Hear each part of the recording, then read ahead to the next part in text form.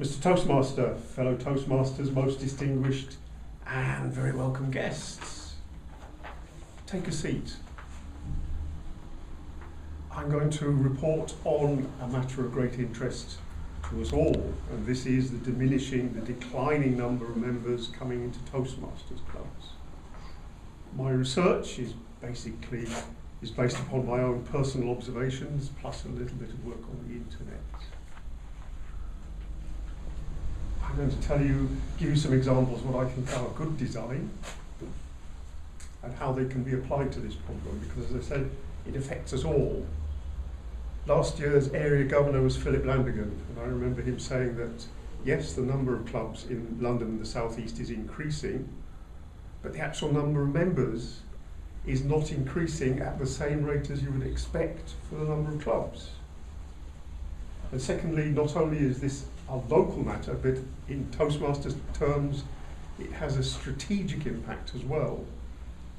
Because we're currently in District 71, which is UK and Ireland, and because the number of clubs is increasing, we've been asked to undergo a process of reformation, which is splitting from one district into two.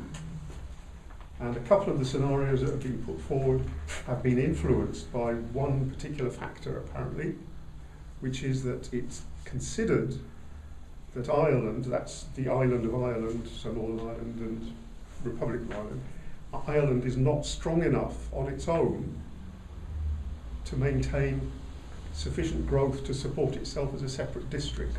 And apparently that has influenced some of the scenarios that have been put forward, where instead of the logical split, some would say Ireland, Great Britain, there's sort of Ireland and North Britain and Scotland. That's causing a lot of discussion at the moment. So, declining numbers influences us all, and something we can all work to cure. So what I'm going to do is give you some examples of good design and bad design, and then at the end explain how this can impact that situation. I'll start with a camera, partly as a link to my previous speech, and partly because I think this is a good bit of kit. It's cheap, it's all plastic, no electronics, no nothing. Cheap plastic, but if you look a bit more closely, you'll see, yeah, this is a good bit of design. Somebody put some thought into this. I mean, look at the strap. It's very secure, but it doesn't get in the way when you're taking pictures. It's easy to hold securely. There's a ridge there for one thumb. Yeah, there's a bit of a ridge at the front for a finger, and I don't know if you can see it in the light, but there's a recess there for your other thumb, so it can hold the thing nicely and securely. Even this bulge at the front has a purpose. It stops your sticky fingers sliding forward over the lens. So somebody, or a few people, put some thought into this. And because it's so easy to use, it got used. I've had a lot of fun with this. It's a film camera. In fact, it's a panorama camera, something that's done with software these days. You can take two stitches. This is done in one go. So, good bit of kit.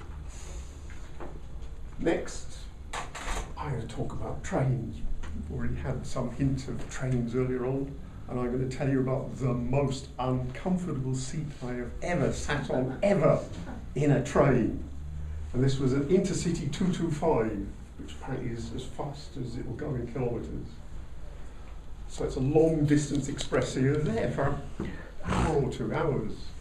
And you go in there and you look at this seat, and it looks, it's a slightly unusual design, because instead of having a separate seat and a separate back, it's sort of one smooth curve, sort of like a hammock or an eggshell almost.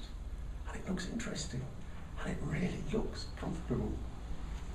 Was it comfortable? No, it bloody wasn't. It was grim. It was such a grim journey because, in spite of this modernistic design, there was no support. I felt constantly that I was sliding forwards. So my feet were riding up into my socks, into my shoes. My trousers, my underpants were riding up like this. I was sat sliding, trying to stop myself sliding forward. So that was a grim journey. And the silly thing was that if you think about this modernistic seat, with just a few modifications, maybe tilt the angle a bit more differently, maybe extend the front a bit more differently, it could have been a totally different sitting experience. Next, still on the theme of railways and seats.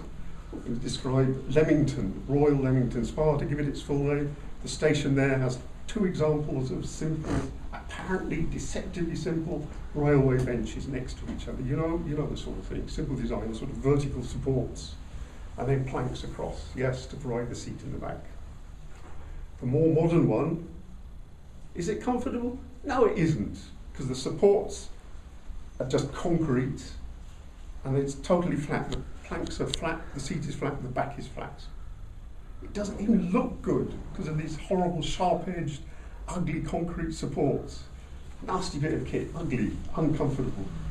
Next to it, because Leamington used to be on the Great Western Railway, God's wonderful railway, isn't by Kingdom Rudell, GWR.